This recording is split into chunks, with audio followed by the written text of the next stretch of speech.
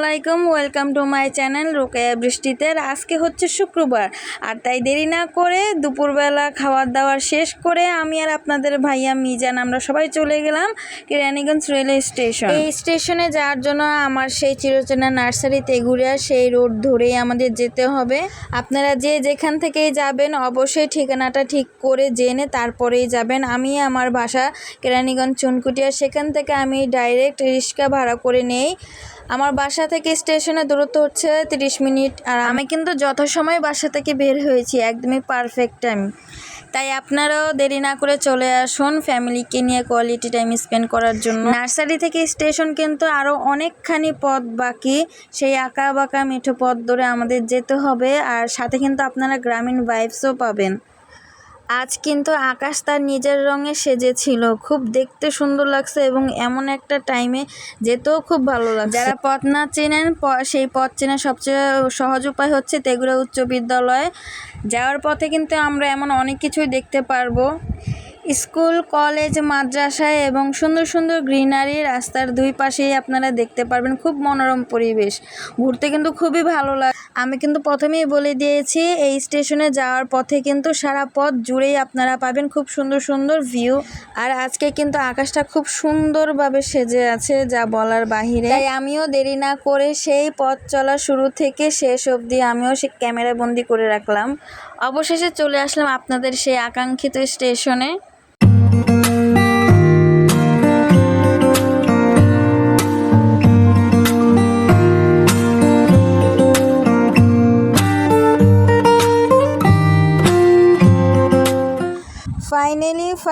Finally welcome to the station. আর এখানকার ভিউটা দেখেন কতটা সুন্দর, কতবার যে বলেছি।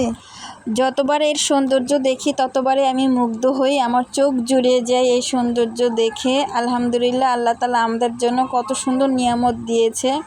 তবে আমাদের ব্যাড লাক, আমরা স্টেশনে এসে দেখি স্টেশন বন্ধ। আপনাদের ভাইয়া নাকি ভিডিওতে দেখেছিল শনিবার বন্ধ থাকে, তো সেটা আপনাদের ভাইয়া খেয়াল করেনি। তারপর আমরা চলে এসেছি, বাট এখানকার আসার ডিসিশনটা বেস্ট ছিল। বেস্ট একটা জায়গা ছিল এবং তার পরিবেশটা দেখেন একদম নিট অ্যান্ড ক্লিন ছিল। এমন একটা জায়গায় এমন সুন্দর পরিবেশে ঘুরতে আসে এবং প্ল্যাটফর্মটাকে এত সুন্দর করে ক্লিন করে রাখা সত্যি অসাধারণ। আমি জায়গাটা সম্পূর্ণ ঘুরিয়ে দেখানোর চেষ্টা করতেছি। আপনাদের ভাইয়া কিন্তু আমার পেছনে, আমি ভিডিও করছি আর হাঁটতেছি। আর এখানে মিজান এখানে আইসক্রিম দেখেছে, ও আইসক্রিম খাবে। আর এখানে কিন্তু মুড়ি ভর্তা কিংবা অন্যান্য স্ট্রিট দোকানগুলোও ছিল। আপনারা আপনাদের পছন্দ মতো যে কোনো দোকান থেকে যে কোনো কিছু খেতে পারেন। মিজান হাঁটতে হাঁটতে কিন্তু খুব সুন্দর একটা জায়গায় চলে আসছে।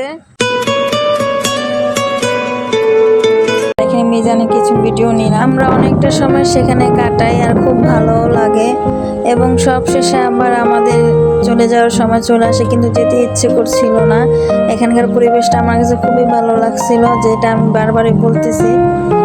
অনেক দিন যাবতে আমি বাইরে ঘুরতে যেতে চাইছিলাম, কেননা সারা সপ্তাহ ব্যস্ততার পর ছুটির 2-1 দিন সবারই মন চায় বাইরে ঘুরতে যাওয়ার জন্য। আর আজকে একদমই আনকমন একটা জায়গায় যাওয়া হলো, যেটা রিসেন্টলি উদ্বোধন হয়েছে এবং খুব তাড়াতাড়ি এখানে অনেক কন্টেন্ট ক্রিয়েটররাও আসে, আর তাদের মাধ্যমে আমরাও জানতে পারি। সাধারণ জনগণও কিন্তু এখানে আসা শুরু করে দিয়েছে, যারা যারা জানছে, দেখছে, ঠিকানা নিয়ে যে যেখান থেকেই হোক আসা শুরু করেছে। তাদের মধ্যে আমরাও একজন।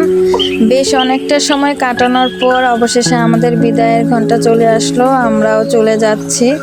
যেহেতু স্টেশন বন্ধ তাই আর বেশিক্ষণ থাকিনি, দিনবেলা থাকতেই আমরা বাসায় চলে আসি। আর মিজানে এখানে খেলা করছিল খালি মাঠ পেয়ে, বেশ ভালো একটা সময় কাটিয়েছি এখানে।